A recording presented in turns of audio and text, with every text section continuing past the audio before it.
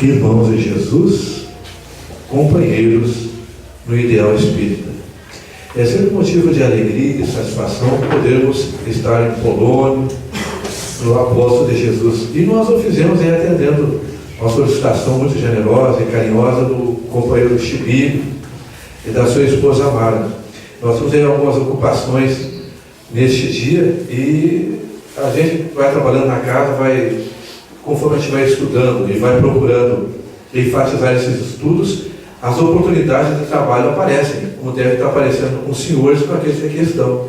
Porque a gente estuda, a gente aprende e, logicamente, o próximo passo é a implementação desse conhecimento. Então, nós temos aí todas as nossas responsabilidades, né? Mas estamos muito contentes, muito alegres por aqui estar.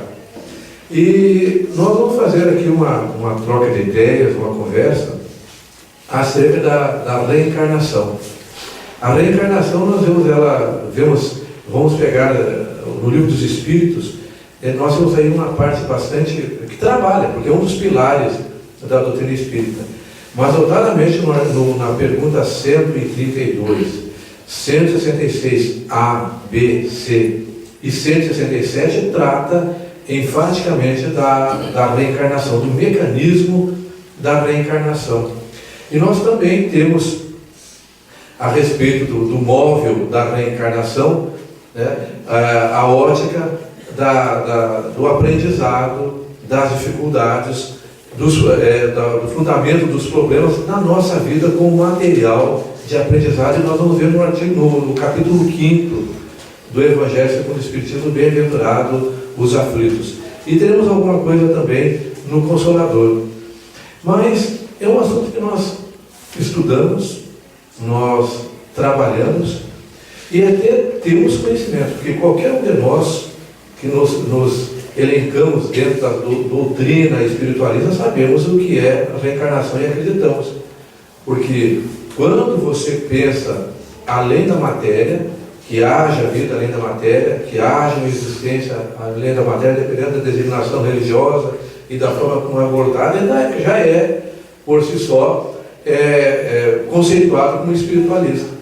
Mas a doutrina espírita, nós sabemos que ela está dentro do espiritualismo, mas tem uma posição, tem uma conceituação muito própria. Tanto é que espiritismo foi um nome cunhado por Kardec. E um dos pilares da doutrina espírita é a reencarnação. E é muito interessante porque nos nossos estudos na casa espírita e na nossa observação nós temos visto e temos podido notar que, embora nós, os espíritas, sejamos imortalistas e reencarnacionistas, muitas vezes, a maioria das vezes, nós nos comportamos como materialistas. Por quê?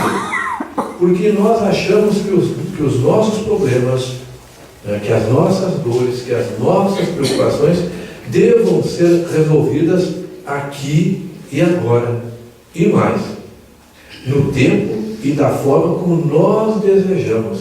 E nós sabemos que não é assim que a coisa funciona. Não é assim que as coisas andam.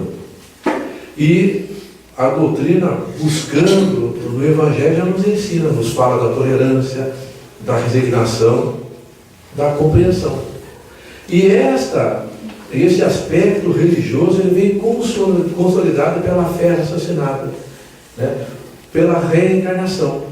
Então nós sabemos que nós estamos com os meios, temos os meios das mãos, o lugar de nós nascermos, as condições, as circunstâncias, o nosso organismo, as oportunidades que nós temos são as melhores para o nosso aprendizado.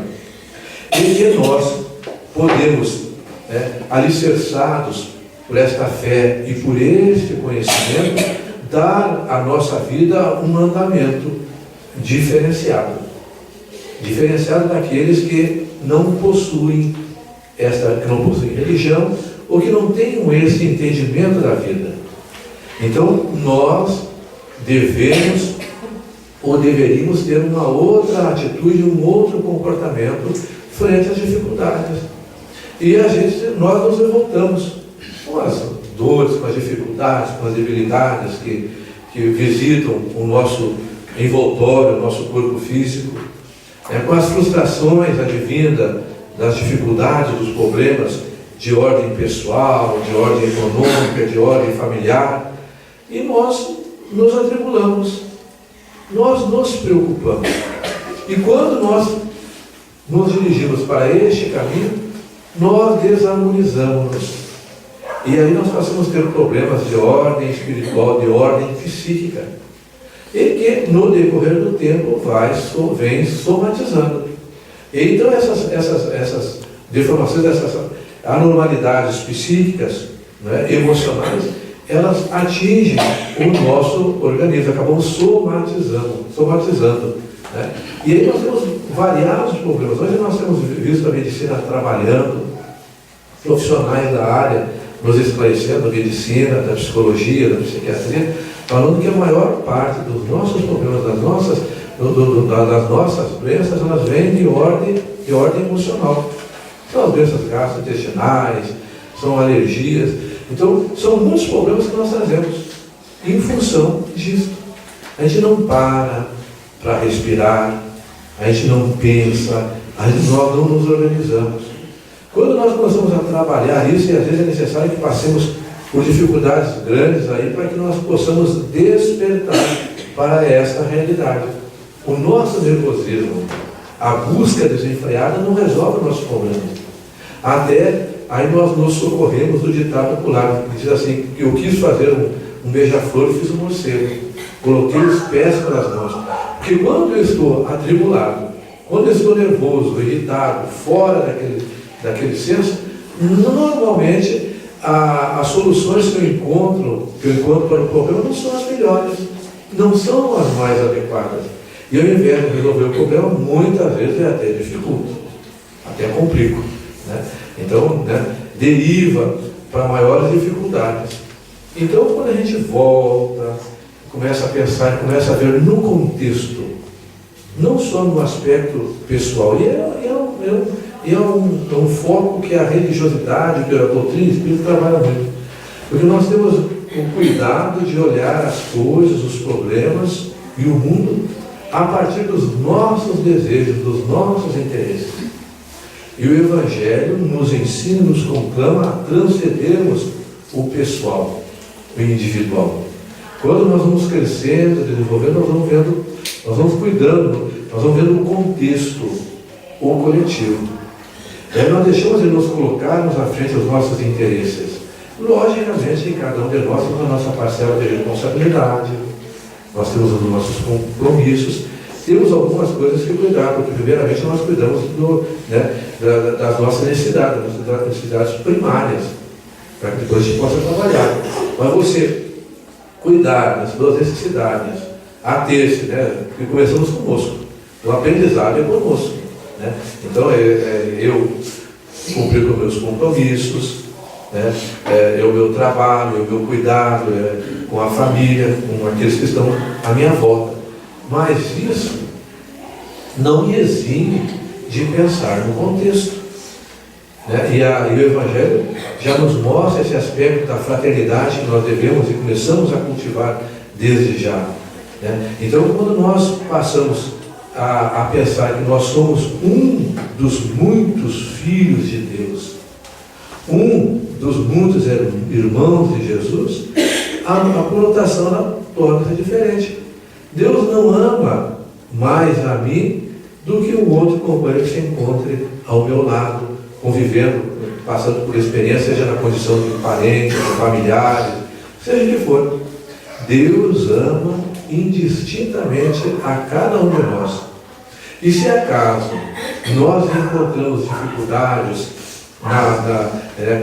oriundos de companheiros, de colegas, de irmãos, esses companheiros são dignos da nossa compreensão e do nosso entendimento. E quando a gente começa a pensar pelo aspecto, pela visão do outro, nós passamos a dar uma medida, um peso diferenciado. Porque se nós temos dores, nós temos dificuldade, nós temos problemas, o nosso companheiro também tem. Aliás, é essa heterogeneidade, não só de conhecimento, de espiritualidade, de condições, mas até nesse aspecto de visão. Porque passando por dificuldades oriundas de determinado companheiro, nós sabemos o que é que aquilo reflete, o que aquilo representa para mim. Eu posso avaliar o que é que as minhas atitudes, o meu comportamento, a minha palavra pode produzir num companheiro, né, num irmão nosso. Então a gente começa, a partir da reencarnação, a compreender isso, que nós somos seres imortais, portadores de muitas experiências, de muitas oportunidades, em cada uma delas adicionando ao nosso espírito imortal a nossa individualidade, parcelas de experiências em campos diferenciados da vida, em situações diferentes. E nesse aspecto, nós vamos pegar aqui no Kardec. O Kardec formula, nós estamos na questão 132, que é a finalidade da encarnação. Logicamente, para chegar até aqui, o Kardec veio entabulando, encadeando conceitos acerca da matéria, acerca de Deus, da matéria, dos mundos, e aqui ele entra no aspecto dos espíritos. Então é interessante nós nos apegarmos na seguinte circunstância. Ele está falando, fazendo a pergunta, colocando como elemento o espírito, né? Porque nós todos somos espíritos, né? Mas no momento espíritos encarnados. E ele está falando de espíritos, então ele fala num aspecto genérico. Ele pergunta assim: qual é a finalidade da encarnação dos espíritos? Aí os espíritos respondem: Deus a impõe com o fim de levá-los à perfeição. Para uns é uma expiação, para outros uma missão. Mas olha que interessante. Nós costumamos levar negativamente o aspecto da expiação. E essa expiação, se a abordagem é genérica, a resposta também é. O que é expiação aqui? Esse sofrimento, entre aspas, são as dificuldades, os óbices que naturalmente nós somos levados a enfrentar durante a encarnação. Nós, espíritos imortais, por um determinado tempo, uma parcela de tempo variável, de acordo com a nossa necessidade, os projetos que os amigos superiores elaboram para cada um de nós, de acordo com os objetivos de aprendizado, com as nossas necessidades. Então, que varia aí com 20, 30 crianças de eternidade, com a idade mais avançada. Então, o que é que acontece? Quando nós estamos encarnados, nós sofremos sofrente da carne, do organismo físico, do corpo biológico, certas necessidades, certas reações, certas sensações. Então, o corpo, nós precisamos alimentar, 8 horas para dormir, mais um bom tempo do dia cuidando da alimentação, do vestuário, banho, cuidando de cabelo as mulheres, unha, quando sofremos por processos de doença, né? Somos aí atletas, como está acontecendo agora, né? Essa virose, o resfriado, nós passamos por isso. Nós passamos e sentimos frio, nós sentimos calor, e essas temperaturas, isso causa uma sensação e exige de nós um esforço diferenciado, cuidados especiais. E apesar deles, nós temos as nossas obrigações no aspecto do serviço, do estudo, do cuidado conosco, do cuidado com a família, dos objetivos, enfim, a que a vida nos propõe. Então é esse aspecto, né, que o espírito, quando portador do organismo físico, se vê. Então nesse aspecto é genérico. E logicamente, depois nós vamos ver toda a literatura espírita, mesmo no Livro dos Espíritos e nas demais obras, esse aspecto da missão. Porque não estamos só, nunca estivemos só.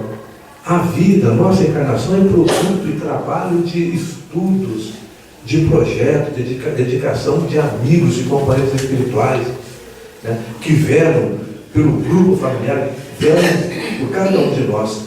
E nós temos, não só do lado de lá, cuidando e velando para que o nosso estágio no orbe terrestre seja o melhor possível, nos incluindo, né, nos inspirando para que a gente adote o caminho, né, na direção do bem, aproveite as ocasiões, as oportunidades, tirando delas a experiência necessária e útil para o nosso crescimento, para a nossa evolução, como fala aqui, no caminho da perfeição.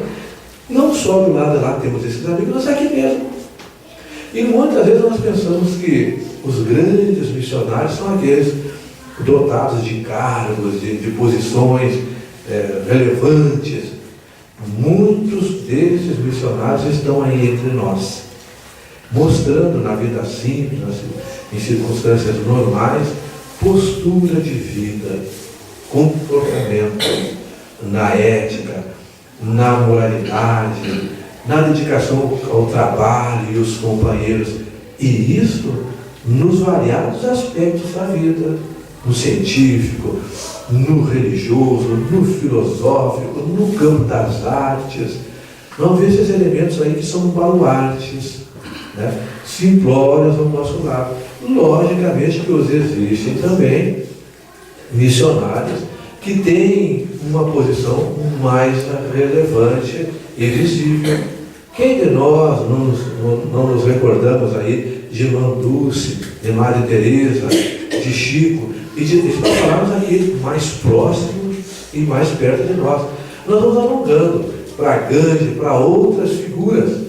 Podemos entrar no campo das artes, da ciência, né, campo da teologia, vamos aí até o tempo dos cristãos. São elementos que estão aí norteando, balizando para nós o roteiro, o caminho que Jesus nos aponta pelo seu Evangelho. Ninguém vai ao Pai senão por mim. Eu sou o caminho, a verdade e a vida. Nós invertemos a colocação, mas é nesse aspecto.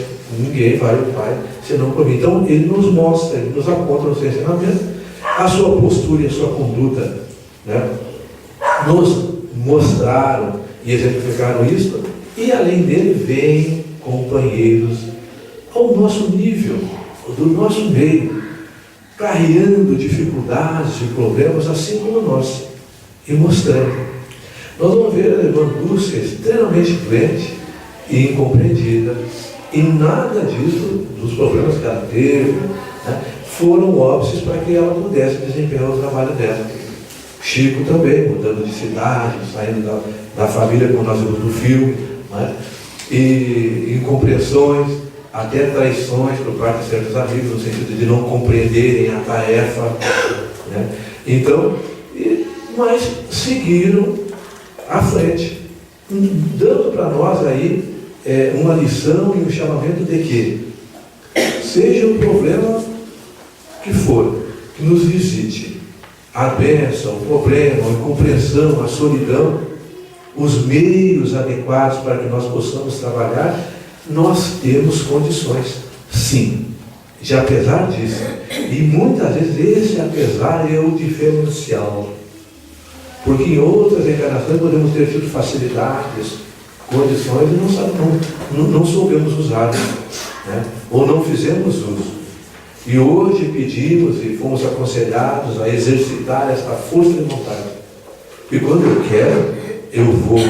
Quando eu quero, eu faço. Apesar de, embora e assim por diante.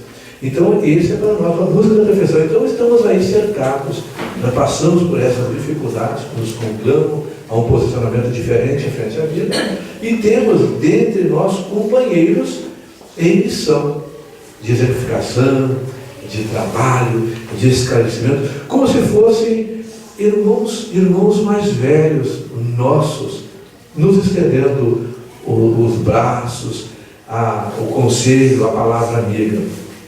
E eles seguem. Mas para chegar a essa perfeição, eles devem sofrer todas as vicissitudes da existência corpórea. Nós já falamos, né? Nisto é que está a expiação. A encarnação tem ainda outra finalidade, além desse aspecto, ele falou que é, né, de passar pelas vicissitudes e tal, que é a de pôr o espírito em condições de enfrentar a sua parte na obra da criação. E que coisa bonita e interessante. Nós não temos aprendido na literatura que nós somos co-criadores. Então, na medida em que nós crescemos e que nós nos desenvolvemos, nós vamos desenvolvendo intelectual, moral, né? E isso aí tem expressão direta nas ciências. Vamos ver na medicina, farmacologia, no campo das ciências sociais, né? Nós vamos vendo o crescimento. Nós vamos entrar aí a engenharia desenvolvendo, encontrando elementos e condições de cada vez com um custo menor, não é? Dar condições de bem-estar para cada um de nós, independente da condição financeira, de termos o mínimo. São cidades, são pontes, são criações que vêm beneficiar a humanidade.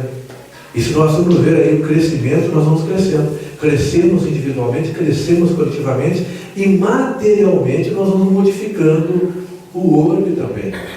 Né? Lugares inabitáveis, de difícil acesso, vai sendo construídas estradas, desenvolvendo aviões, meios de locomoção, aeroportos, nós vamos desenvolvendo.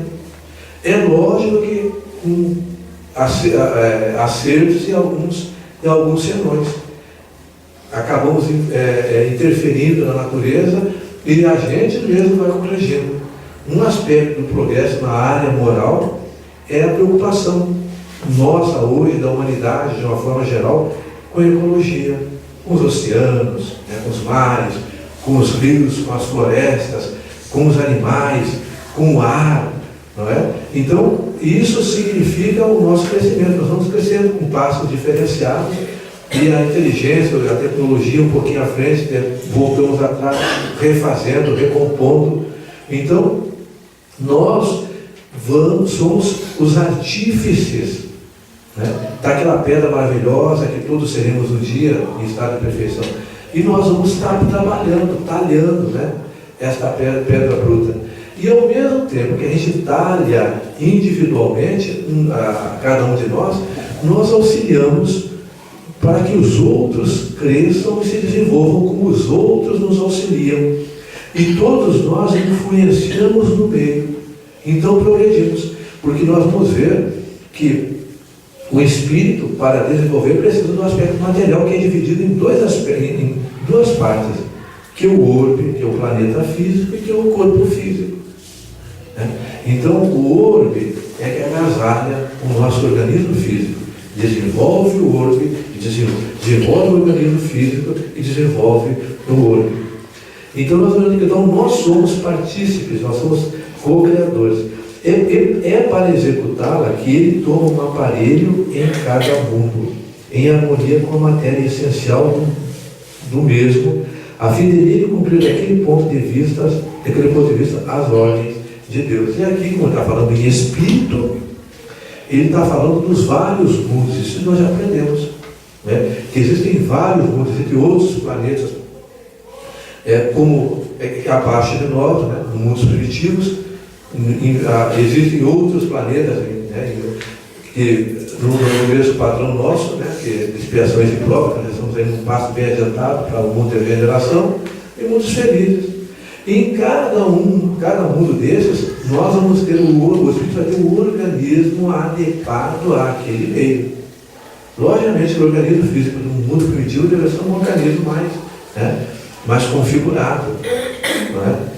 E já um organismo já mais trabalhado para dar expansividade às faculdades da alma, às faculdades do espírito.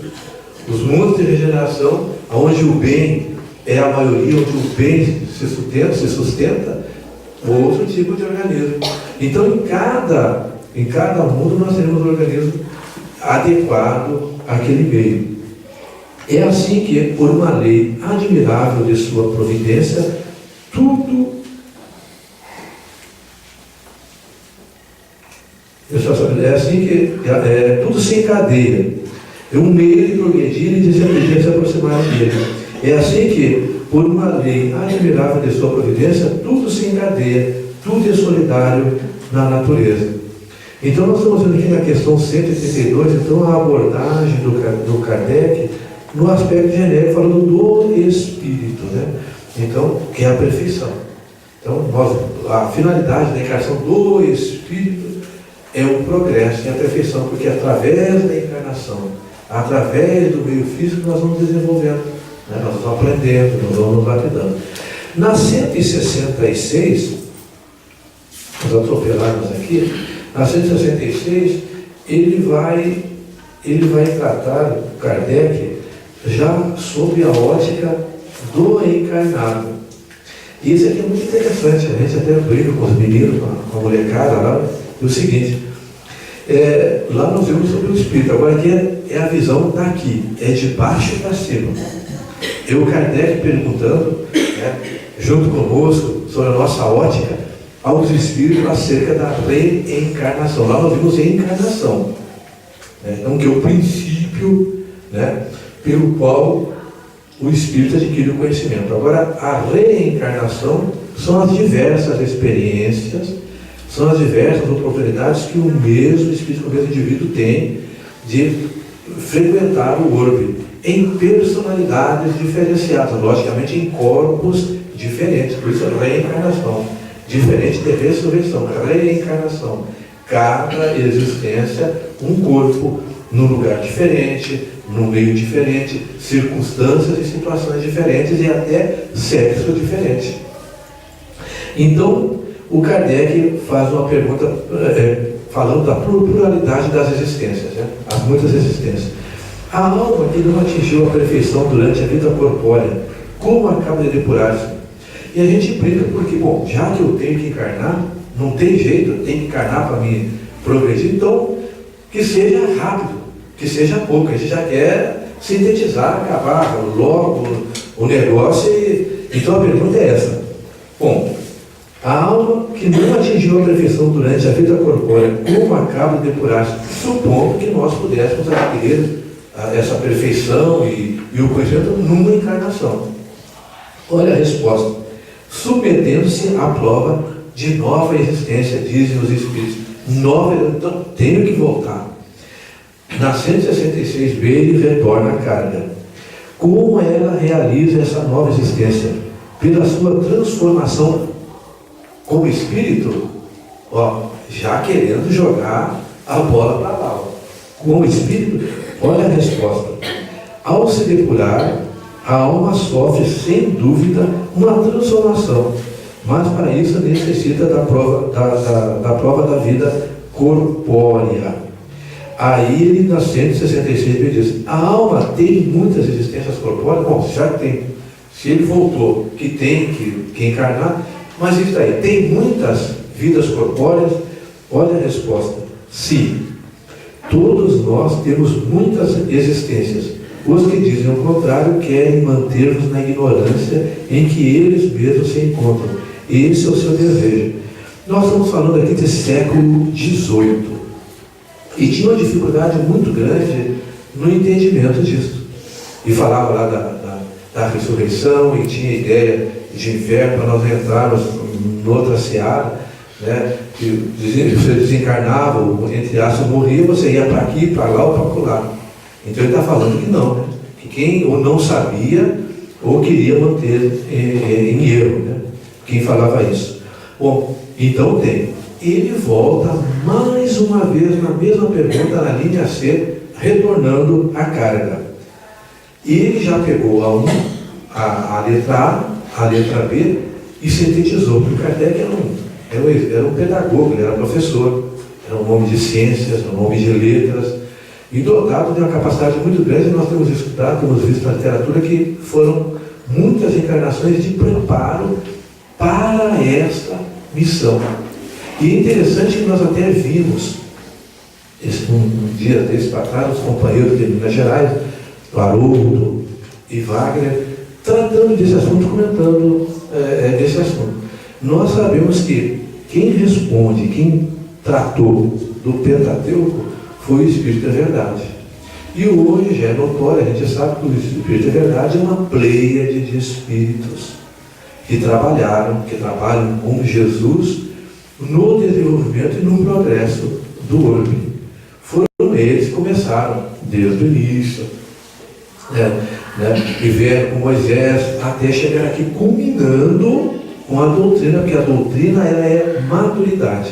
Então, em termos de Espírito da Verdade, que é essa pleiade de espírito que se encontra, logicamente, no plano espiritual, eles que dirigem. Então ele diz assim, tranquilamente, para elaborar, para executar um trabalho da magnitude como a codificação, não podia ser qualquer um.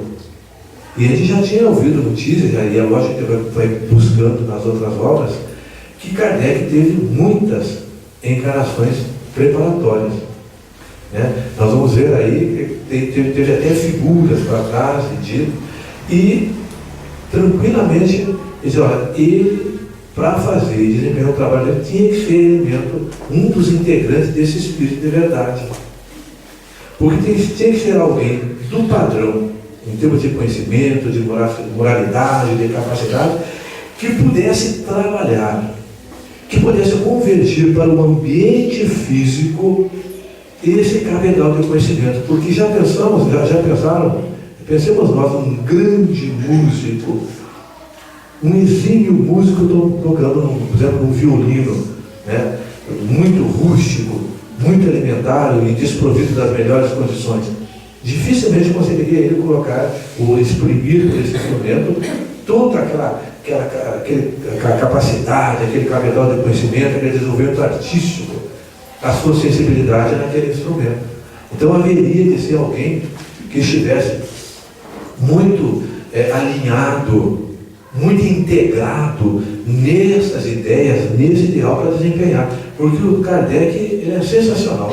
Então, e ele vai trabalhando, ele vai juntando, ele vai montando com tijolinho a tijolinho, e dali ele vai à frente. Nessa questão, nesse aspecto, ele pegou a primeira e a segunda e ele já faz uma conclusão, ele define para fazer uma nova pergunta. Olha aqui, parece resultar deste princípio, a pergunta dele vem com a afirmação. Parece resultar deste princípio que após ter deixado o corpo, a alma toma outro. Já definiu a reencarnação. Dito de outra maneira, que ela se reencarna em um novo corpo. É assim que você deve entender? E aí a resposta dos Espíritos é evidente. Ele mesmo já veio trabalhando, ele sintetizou em dois períodos, em duas frases, duas sentenças. Olha, vê, parece resultar desse princípio que após ter deixado o corpo, a alma toma outro. Dito de outra maneira, que ela se reencarna em um novo corpo. É assim que você deve entender? É evidente. E para nós fecharmos no Livro dos Espíritos, a questão 167, ele vai pontuar a finalidade da reencarnação. Nós vimos a 132 qual era a finalidade da encarnação, que era a perfeição, a busca da perfeição dos espíritos, através da expiação, da missão, do enfrentamento das vicissitudes e das dificuldades, para o puro e lamento. Agora, na 167, que trabalhamos aqui, a 166, o Kardec vai no tópico. Qual é a finalidade da reencarnação? Logicamente que depois nós temos pegado a 132 e a 166, nós já sabemos. Mas o interessante é que ele dá ênfase a um aspecto. Vejamos. Qual é a finalidade da reencarnação? Expiação. Melhoramento progressivo da humanidade. Sem isso, onde estaria a justiça? Expiação. Melhoramento progressivo da humanidade. Sem isso, onde estaria a justiça? E nisso ele fecha. E é assim. Por que uma criança... Aqui está o entendimento que a gente trabalha e muitas pessoas não compreendem que umas crianças Alguma criança, um neném, morre em tenra idade. Né? Por que determinadas pessoas, às vezes, sendo boa, vêm desencarnar ou sofrer dificuldades ou injustiças? Outros que têm uma vida menos digna, mais afastada do direcionamento do bem, sob a ótica material, tem privilégios, sortilégios. Então está aqui. Todos nós temos em todo o campo oportunidade de aprendizado.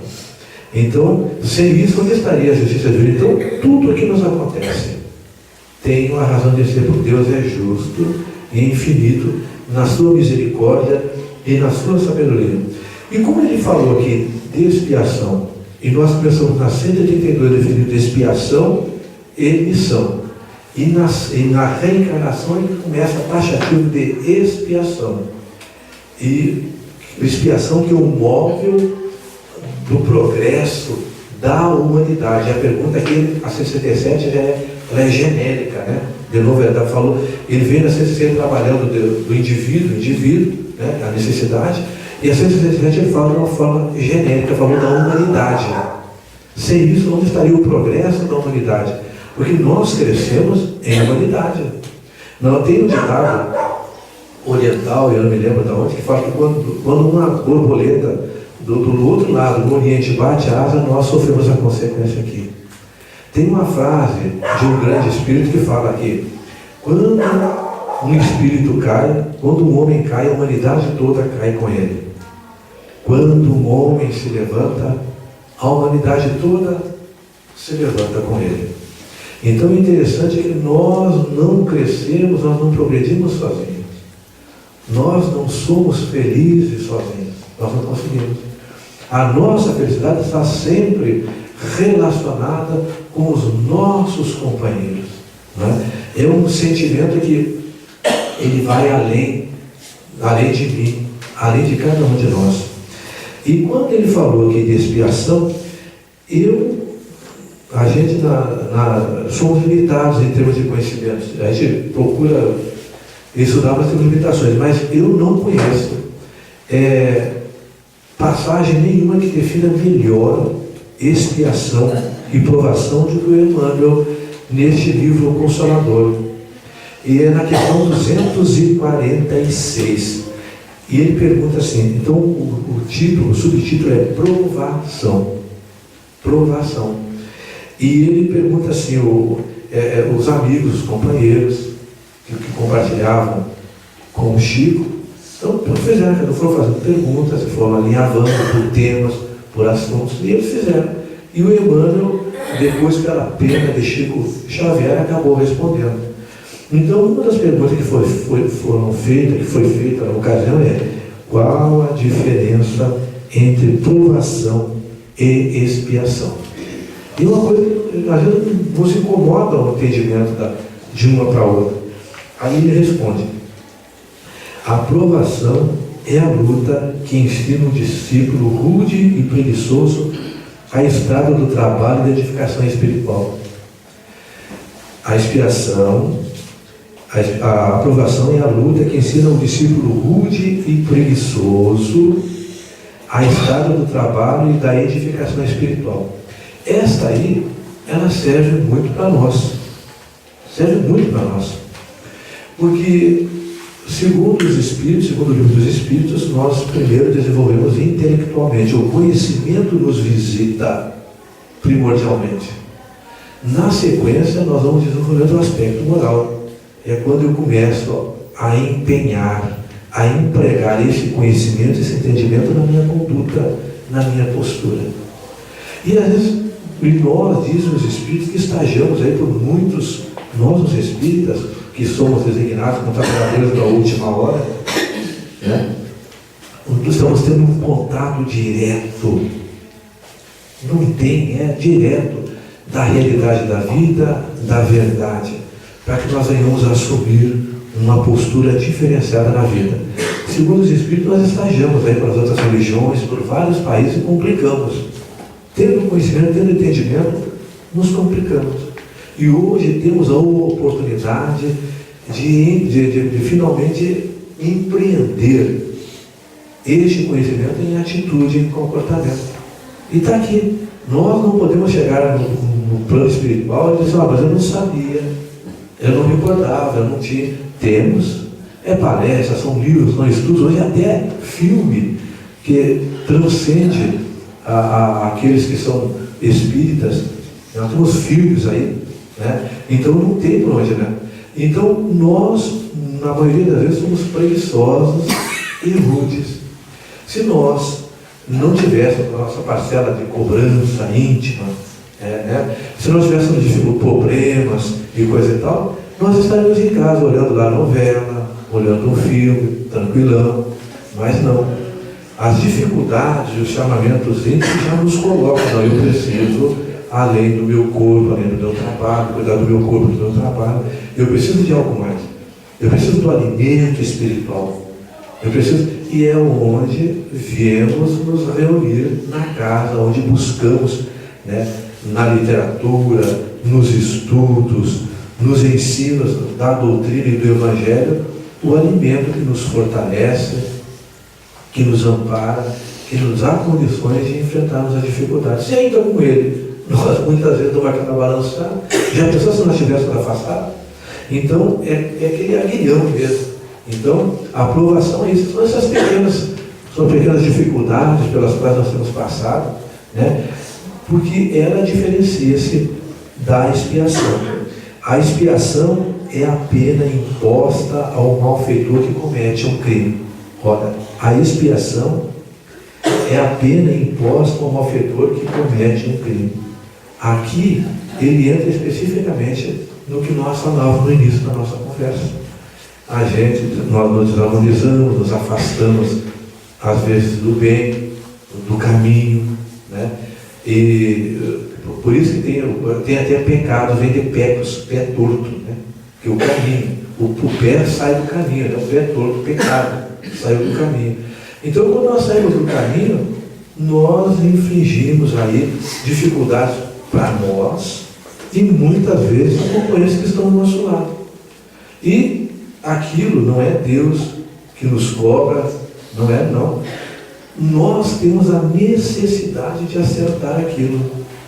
Muitas vezes já começamos aqui mesmo, porque quando nós, pelo livre-arbítrio, nós temos aí as consequências dos nossos atos, do nosso comportamento. É a lei de causa e efeito. Então, normalmente a gente culpa o governo, culpa amigos, pais, ou seja, quem for, cônjuge, filho, por problemas que não vemos ser criados, ter origem em nós mesmos. Pela linha que nós adotamos, vamos ter a consequência mais hoje, mais amanhã. E normalmente, nesta vida mesmo, a gente faz algumas coisas erradas e esquece. Aí quando vem as consequências na frente, nós nos colocamos na condição de coitados e de vítimas. Mas nós esquecemos. Como também temos o esquecimento de muitos erros nossos, de muitas derrapagens em outras existências, e que algumas vezes fomos conclamados nesta a agir de forma diferenciada frente a problemas daquela magnitude, daquele tipo. Então aí sim é limitação. E essas limitações nos vêm às vezes de ordem física, né? Porque o perispírito é que modela o corpo. Nós desarmonizamos, né? Aí consequência no perispírito, consequência no organismo físico. E aí nós temos outras limitações. Muitas vezes nós queremos coisas, almejamos coisas, bens, circunstâncias, situações e não conseguimos. São oportunidades de nós valorizarmos. E é interessante também que nós falamos crime, muitas vezes nós pensamos que crime é matar, é dar tiro, toda a conduta, todo o comportamento contrário à lei de amor é um erro, né? Então a gente acha que crimes grandes são, não, toda a conduta. Muitas vezes nós cometemos crime contra a fraternidade, contra o amor, né? Muitas vezes. Então, e aí nós acabamos passando por circunstâncias de aprendizado. Então ele fala que a diferença é que a provação e a luta é que ensina o discípulo rude e preguiçoso a estrada do trabalho de edificação espiritual. A expiação é a pena imposta ao malfeitor que comete um crime. E nós gostamos muito da lei de Talião. Achamos que se nós erramos, cometemos uma infração, um crime, matamos, nós vamos sofrer igualmente. E Jesus nos fala, se formos agredidos numa face, viremos a outra. Nos fala em agirmos em detrimento de reagirmos. E na pergunta próxima, 247, é feita a seguinte pergunta por Emmanuel: a lei de prova e expiação é inflexível? Porque isso muito nos interessa, porque nós estamos elencados nas provas e expiações, porque o planeta, como é que é, não? O mundo não é de expiações e provas? Então todos nós estamos elencados.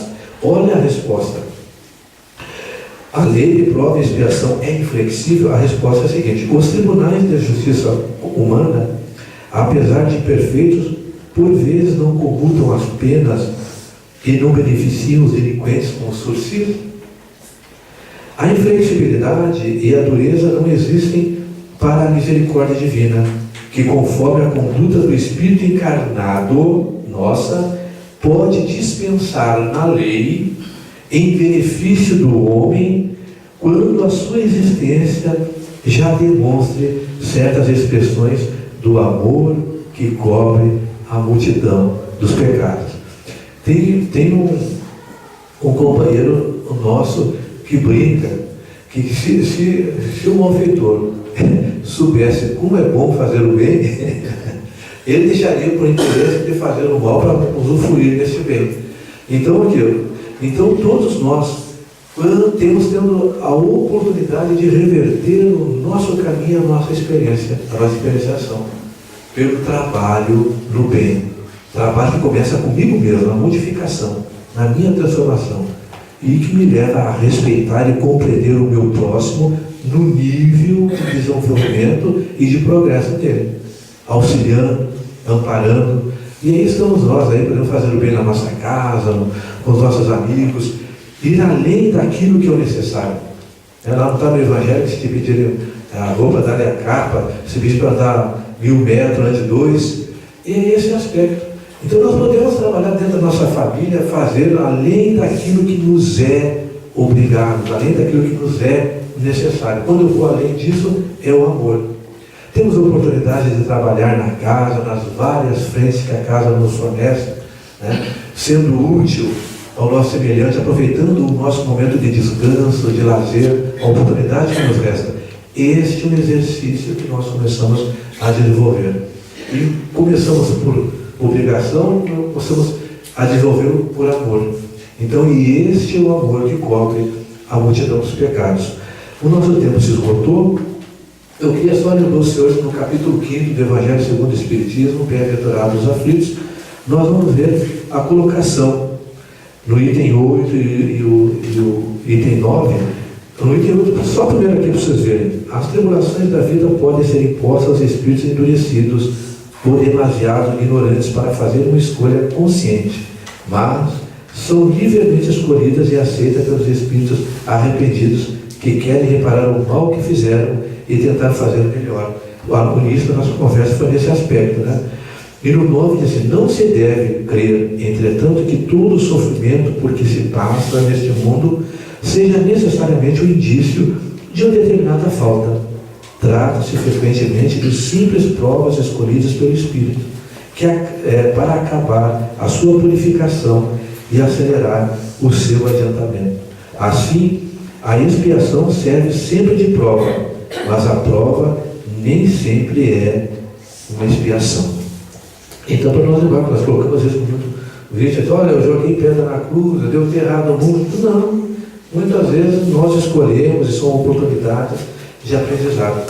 Então a nossa reflexão é para que nós ajamos na vida, frente aos problemas e dificuldades, como espíritos que somos, conhecedores da imortalidade da alma, da reencarnação, das oportunidades que a misericórdia divina, não nos dando provas superiores à nossa capacidade e com o objetivo sublime e superior do aprendizado. Que a paz e a bênção de Jesus nos envolvam a todos. Muito obrigado.